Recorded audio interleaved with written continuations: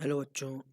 और ये क्वेश्चन देखें। ये क्वेश्चन कह रहा है टू करंट कैरिंग वायर में attract each other in absence of other forces the wire will move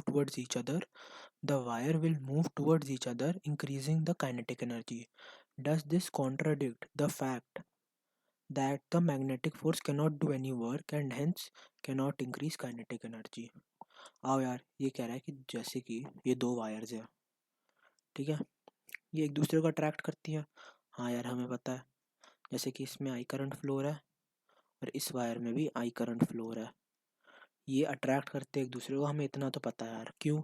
इस वायर की वजह से यहाँ पर cross into the plane magnetic field जाएगी। हम डायरेक्शन निकालेंगे, इस डायरेक्शन में फोर्स निकलेगा मैग्नेटिक फील्ड का, ठीक है। तो पर हमें एक और बात पता है, क्या कि magnetic force does no work. क्या पता है हमें कि मैग्नेटिक फोर्स जो होता है डज नो वर्क, और no work and no work therefore can not increase kinetic energy. पर अब अगर हम देखें ये वायर रेस्ट से, पर इस केस में तो वायर रेस्ट से तो ये मूव होगी, तो क्या ये इसकी मैग्नेटिक फोर्स की वजह से हुआ है? आओ यार देखें, इसको वायर 1 बोलता हूँ, इसको वायर 2 बोलता हूँ। ये वायर 2 में ये वायर 2 में एक बात देखते हो। ये वायर 2 बनाई मैंने, ये थोड़ा मैं पास से देख रहा हूँ इसलिए मैं थिक बना रहा हूँ, ठीक है। वायर 2 में इलेक्ट्रॉन्स होंगे। हाँ यार, वायर के अंदर इलेक्ट्रॉन्स होंगे, है ना। करंट अपवर्ड है तो इलेक्ट्रॉन की डायरेक्शन ऐसी होगी, फ्लो ऑफ इलेक्ट्रॉन्स। क्यों? क्योंकि फ्लो ऑफ इलेक्ट्रॉन्स जो होता है वो ऑपोजिट होता है। जहाँ पे करंट जिस डायरेक्शन में करंट फ्लो होता है तो फ्लो ऑफ इलेक्ट्रॉन ऐसा होगा। और फोर्स कैसा लग रहा है? And cross into the plane force है, क्रॉस फोर्स है। अब हमें पता है due to magnetic force electrons should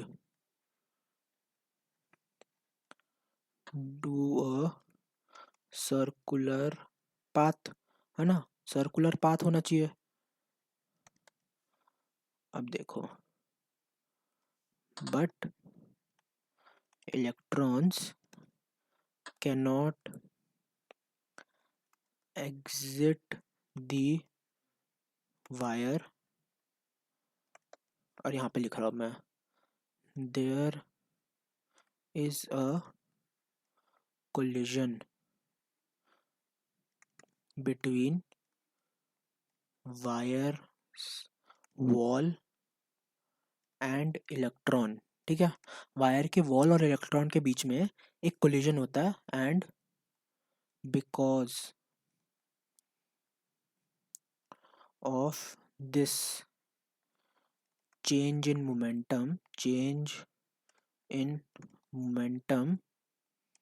kinetic energy changes. एक बार मैं फिर से एक्सप्लेन कर देता हूँ यार, बहुत ही कॉन्सेप्चुअल अच्छा क्वेश्चन है ये।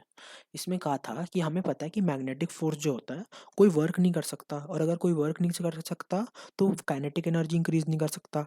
पर क्वेश्चन में बोला है जब ये दो वायर्स ऐसे प्लेस होती है वो अट्रैक्ट करते एक दूसरे को, तो इसने बोला इसकी काइनेटिक एनर्जी तो बढ़ रही है।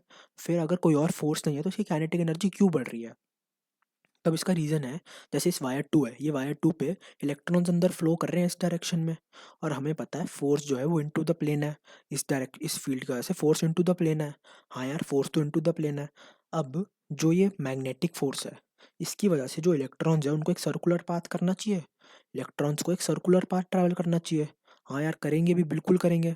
पर यहाँ पे लैक ऑफ स्पेस की वजह से जब वो सर्कुलर पाथ एक इलेक्ट्रॉन करने जाएगा उसको वॉल मिलेगी यार, उसको वॉल मिलेगी इस वायर की। जब उस वायर को वॉल मिलेगी वो कोलाइड करेगा उस वायर के साथ, वो कोल्यूजन करेगा उस वायर की वॉल के साथ, और वो चेंज इन मोमेंटम आएगा, वो मोमेंटम ट्रांसफर हो जाएगा वायर को। इस चेंज इन मोमेंटम की वजह से ही काइनेटिक एनर्जी चेंज होती है। एक बहुत अच्छा कॉन्सेप्चुअल क्वेश्चन था। होपफुली आपको समझ आ गया है। Thank you and best of luck.